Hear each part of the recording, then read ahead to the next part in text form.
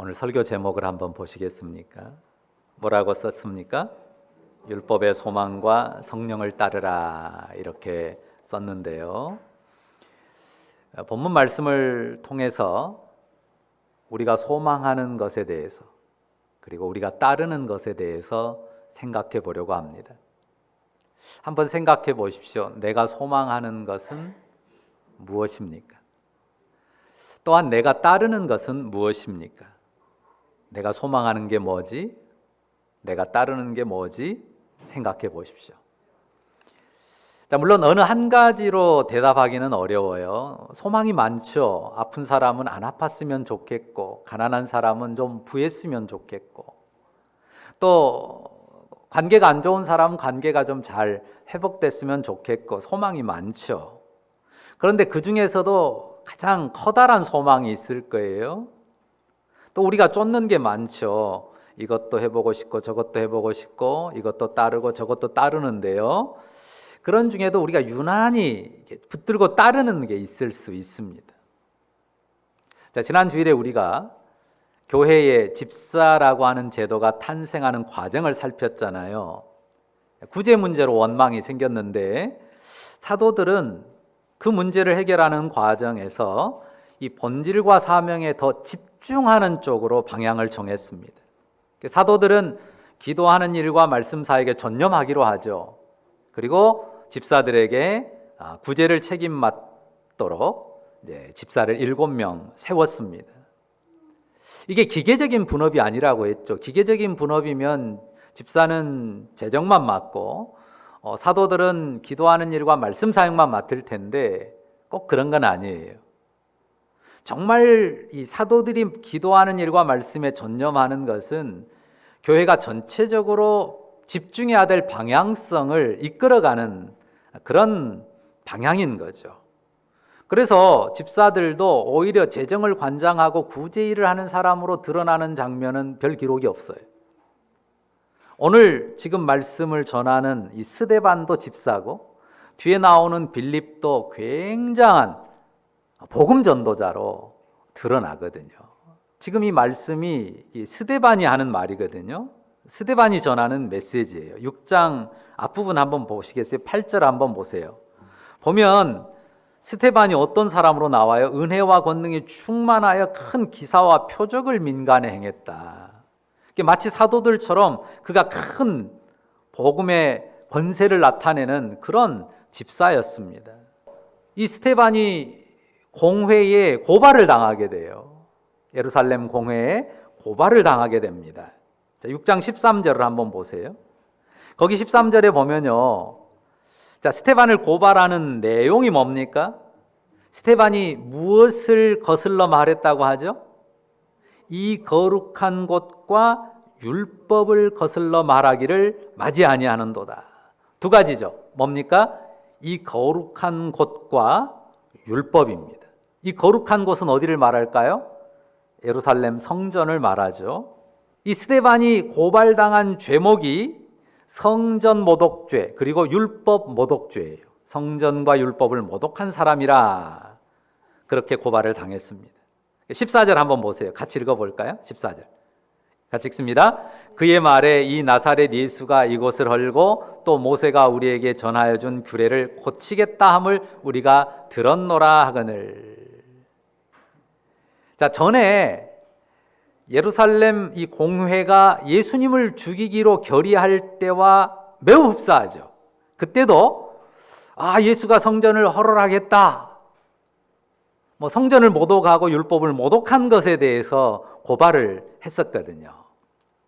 이 고발을 당한 스데반이 이 공회 앞에서 대제사장 앞에서 자기를 변론하는 내용이 7장의 내용입니다. 그러니까 2절부터 한번 보세요. 자, 2절 보시면 누구 이야기부터 시작하나요? 누구 이야기부터 시작하죠? 7장 2절. 아브라함 이야기부터 시작하죠. 아브라함이 두 가지 약속을 받았다는 거예요. 어떤 약속을 받았어요? 땅에 대한 약속, 가나안 땅에 대한 약속, 그리고 자손에 대한 약속을 받고 저기 갈대아 우르라고 하는 곳에서부터 이 유프라데스 강을 타고 이 하란까지 왔었고 그리고 그 하란에서 이렇게 아래로 내려와서 가나안 땅 팔레스틴까지 왔습니다. 그런데 그 땅에서요, 아브라함이 아주 늙음하게 이삭이라고 하는 아들 하나 얻고, 그리고 나중에 이삭은 이제 야곱을 통해서 자손들이 번성하게 되죠. 그런데 그 가나안 땅을 약속으로 받았지만 거기서 나그네로 살았습니다. 아브라함도 이삭도 야곱도. 그러다가 요셉이 이집트로 가고 이집트로 따라서 이 야곱의 모든 가족들이 내려가서 그곳에서 400년을 살았는데요. 거기서 번성하여 민족을 이루고 나중에는 큰 환난을 당하게 됩니다. 그리고 모세가 그들의 지도자가 돼서 그들을 애굽에서 건져 가지고 이제 광야 여정 40년을 이끌었죠. 자, 그때 광야에서 이스라엘의 모습, 이스라엘 조상들의 모습이 어떠했는지 보십시오. 어떠했다고 거기 쓰죠? 거역하고 우상을 섬겨서 하나님을 노엽게 했습니다.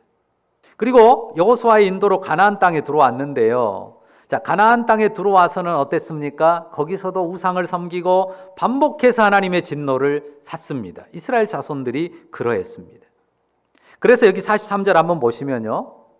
자, 43절 어떤 표현이 나옵니까? 바벨론 밖으로 옮기리라. 심판이 선포되었죠. 그래서 이스라엘 자손들이 아주 참혹한 멸망을 겪고 포로기를 지납니다. 자, 우리가 아까 44절부터 읽었잖아요. 자, 무슨 이야기부터 합니까? 44절 보세요. 광야에 무엇이 있었어요? 증거의 장막이 있었어요. 그 증거의 장막이 어느 때까지 있었습니까? 다윗 때까지.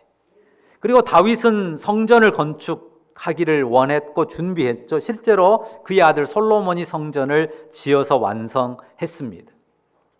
자, 그 내용이 쭉 나왔어요.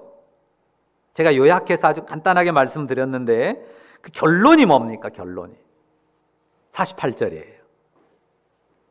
자, 48절 같이 읽어볼까요? 같이 읽습니다.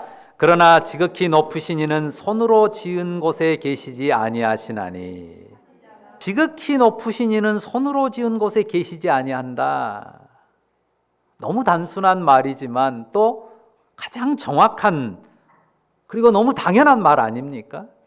우주를 만드신 분이 어떻게 사람이 손으로 지은 조그마한 건물에 거기 안에 들어가서 제한되어 있을 수가 있겠습니까? 자, 49절도 한번 읽어보죠. 49절, 50절까지 읽습니다.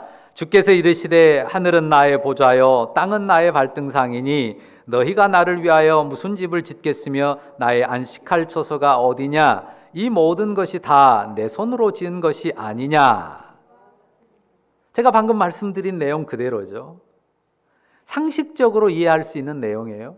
우주를 만드신 하나님, 이 모든 것이 다 내 손으로 지은 게 아니냐? 우주를 만드신 하나님,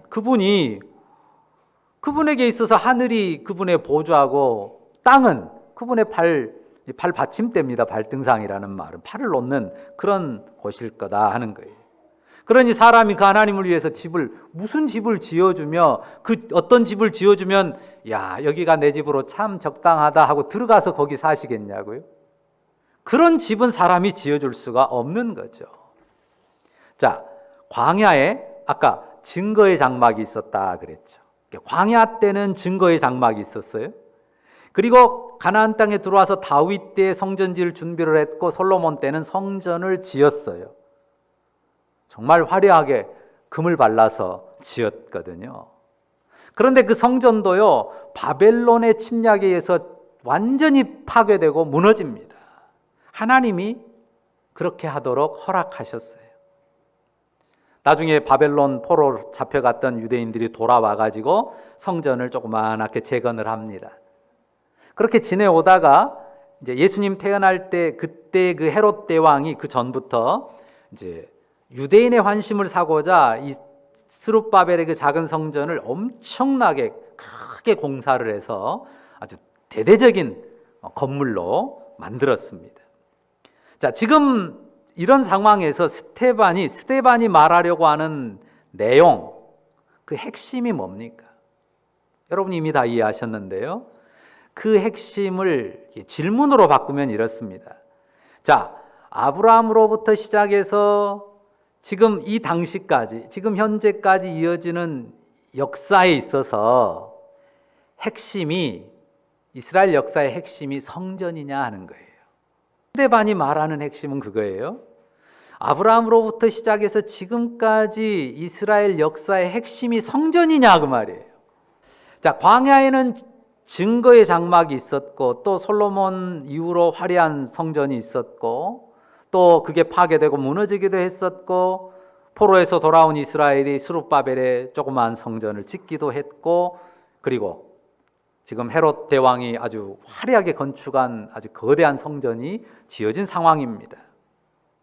그러면 아브라함 때는 어떻습니까? 아브라함 때는 성전이나 성막이 있었습니까?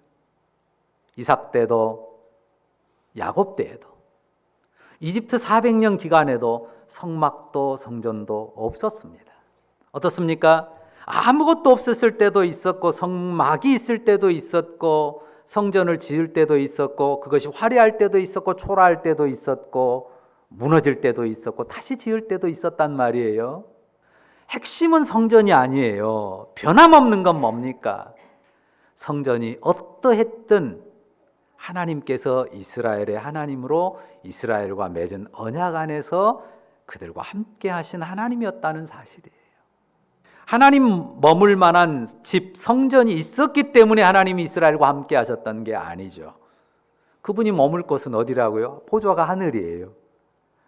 이 지구의 발은, 이 땅이라고 하는 것은 그냥 발 하나 놓을 발등상도 안 되는 것입니다. 절대적인 것은 뭐냐?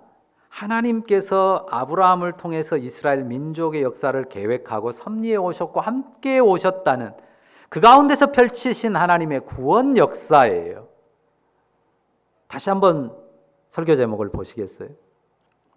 뭐라고 했습니까? 율법의 소망, 성령을 따르라 그랬는데요. 자, 그러면 이 율법의 소망이라는 말로 아까 질문을 바꿔볼까요? 하나님께서 모세를 통해서 주신 율법을 통해서 이스라엘로 하여금 소망하도록 한 게 뭡니까? 그게 성전입니까? 하나님께서 모세를 통해서 주신 율법으로 이스라엘 자손들로 하여금 소망하게 했던 게 뭐냐? 그게 성전이냔 말입니다.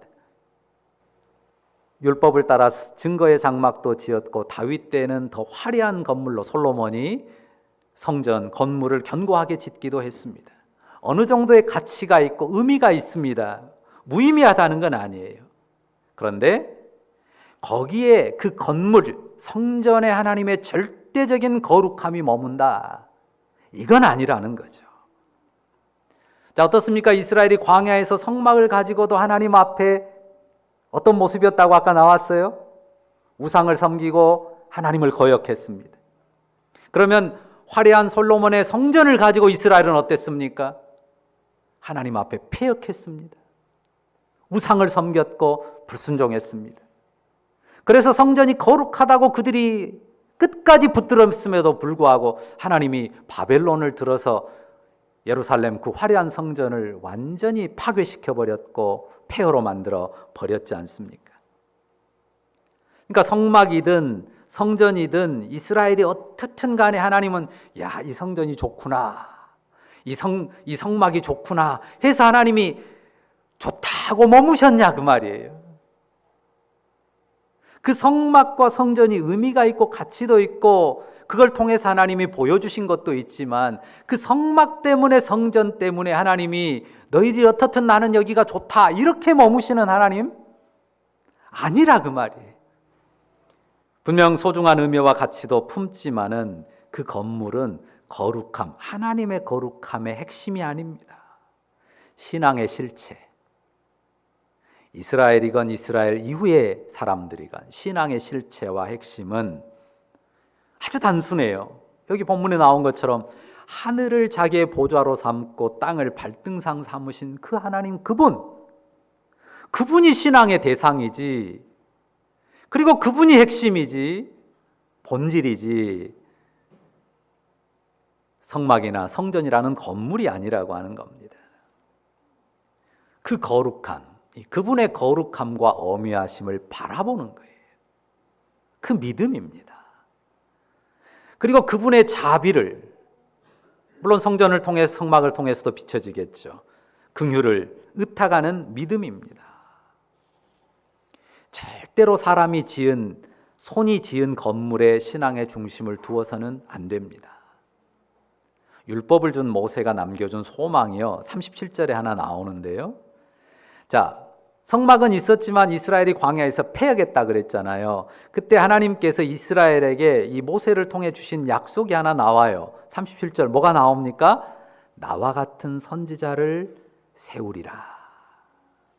그러니까 모세가 자기와 같은 선지자를 하나님이 장래에 세워줄 것을 약속했습니다. 모세 자신과 같은 선지자를 세워줄 것을 예고했어요. 이스라엘 자손들이 모세를 통해 준 율법 안에 살겠지만요, 장차 모세처럼 하나님의 법을 새롭게 할 한 선지자가 오실 거란 말입니다. 그것이 스테반이 말하는 율법의 소망입니다. 52절도 보세요. 다른 수많은 선지자들도요, 의인이 오시리라고 예고했어요. 지금 모세가 말한 나와 같은 선지자, 그 선지자가 바로 여기서는 의인으로 표현됐거든요. 그 의인은 모세가 나와 같은 선지자라고 말했던 바로 그분입니다. 그런데 이스라엘은 어떻게 했습니까? 52절 같이 읽어볼까요? 52절 너희 조상들이 선지자들 중에 누구를 박해하지 아니하였느냐? 의인이 오시리라고 예고한 자들을 그들이 죽였고 이제 너희는 그 의인을 잡아 준 자여 살인한 자가 되나니. 자, 율법과 성전의 거룩함을 수호한다고 하는 사람들이 하나같이 선지자들을 박해했습니다. 예루살렘이 멸망하고 예루살렘 성전이 바벨론에 의해서 무너지기 전에도요, 성전은 거룩하니까 무너지지 않는다고 끝까지 주장했던 이들이 선지자들을 박해했어요. 죽였습니다. 그리고 마침내는 지금 예수님 당시에도 오신 그 의인을 당시의 종교 지도자들이 잡아 십자가에 죽게 했지 않습니까? 자, 율법의 소망은요, 성막이 아니고 성전 자체가 아닙니다. 너무 당연한 말이지만 율법의 소망은 하늘 보좌의 그분, 먼저는 하늘 보좌의 그분이에요. 근데 정말 우습잖아요. 너무 당연한데 하늘 보좌의 그분을 바라보고 그분 앞에 사는 것이 믿음의 중심인 것은 너무 당연한데도 성전의 거룩함에 막 목매다 보니까 그건 어디로 가버리고 잊어버린단 말이에요. 그리고 그분이 보내주신 의로운 분, 인류의 죄를 대속하실 바로 그 구속주이십니다. 그분 안에서 하나님의 사랑과 은혜와 긍휼과 자비를 바라보는 것입니다.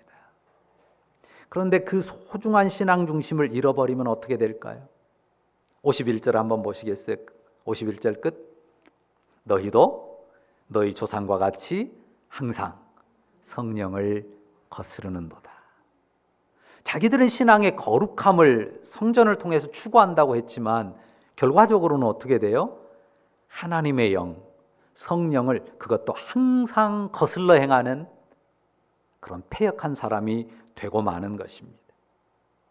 하늘 보좌에서 다스리시는 하나님의 거룩한 영을 거스른 사람들이 되어버립니다. 성령을 거스르지 않아야 됩니다. 성령을 따라야 합니다. 자, 성령을 따르는 게요, 사람처럼 눈에 보이는 어떤 것, 귀에 들리는 어떤 소리, 이런 걸 따르는 건 아닙니다. 어떻게 하면 성령을 따를까요? 율법의 말씀, 율법의 소망을 따르고 그리고 그 가운데 행하면 성령을 따르게 됩니다. 다시 한번 제목을 보세요. 율법의 소망과 성령을 따르라 했습니다. 무엇을 따라야 된다고요? 율법의 소망과 성령을 따라야 합니다. 자, 성령은요, 누구의 영이에요? 하나님의 영이죠. 성령은 하나님의 영입니다. 구약이나 신약이나 동일하게 성령은 하나님의 영이에요. 그런데 신약에서 성령은 약간 다른 측면이 있습니다. 뭘까요?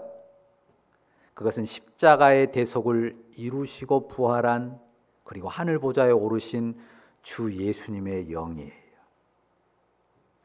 똑같은 하나님의 영인데도 역사의 섭리 속에서 신약의 성령은 십자가의 대속을 이루시고 부활하셔서 하늘 보좌에 오르신 그 하나님 아들의 영이에요. 그리스도의 영입니다. 자, 그러니까 성령이 율법의 소망을 성취하신 그리스도의 영으로 이 세상에 임하여 오셨어요. 율법이 소망하게 한 그 그리스도께서 인류의 대속을 성취하신 분으로 이 세상에 오셨다는 말입니다. 신약 교회는 똑같은 성령이지만 바로 그 성령을 따라서 사는 사람들입니다. 우리가 성령을 생각할 때 눈에 보이는 어떤 것, 또 혹은 손에 잡히는 감각으로 가늠하려고 할 일은 아닙니다. 성령은 그리스도의 영이에요. 성령이 어떻게 역사할까요? 그리스도의 의의 말씀과 그리스도의 생명으로 역사하십니다. 성령은요, 사람 되신 하나님의 아들을 믿고 따르도록 역사하세요. 성령은 죄인 위에서 자신의 몸을 희생의 제물로 내어주신 주 예수님을 믿고 의지하고 따르도록 감화하십니다. 성령께서는 우리가 주 예수님의 의와 사랑, 그 긍휼과 섬김을 따르도록 우리 영 안에서 권고하세요. 그것을 따르면 성령을 따르는 거예요. 거기에서 뒤돌아서고 거기에 저항하고 그것을 물리치면 성령을 거스르는 것입니다. 우리는 성령을 따라 살아가고 성령을 따라서 하늘 보좌의 주님 앞에 그 주님을 바라보며 사는 것입니다. 제가 서두에서 우리의 소망, 또 우리가 따르는 것들에 대해서 이야기했어요. 여러분의 긴급한 소망들이 있죠. 우선 좀 어디가 안 아팠으면 좋겠고, 우선 어떤 경제적인 어려움이 좀 해결됐으면 좋겠고, 뭔가 좀 얻었으면 좋겠고, 어떤 위험에서 벗어났으면 좋겠고, 그런 소망들이 있습니다. 그리고 또 우리가 이것저것 좀 좇으면 뭔가 얻을 것 같고 될 것 같은 그런 것들도 많아요. 그런데 우리가 영혼에 새기고 절대로 잊지 말 것이 이것입니다. 우리가 소망하는 것들 틀리거나 나쁘다는 거 아닙니다. 우리가 소망하는 것들, 그리고 내가 따르는 모든 것들이요, 하늘 아래에 있어요. 누구의 하늘 아래? 하나님의 보좌인 하늘 아래에 있어요. 그 하늘을 보좌로 삼고 그 하늘에서 보시는 하나님, 그분의 하늘 아래에 있다고요. 그 모든 것이. 우리가 이것을 꼭 기억해야 됩니다. 그리고 그 모든 것이 또 어디에 있냐면 땅 위에 있잖아요. 무엇인 땅이요? 그분의 발등상인 땅 위에 있어요.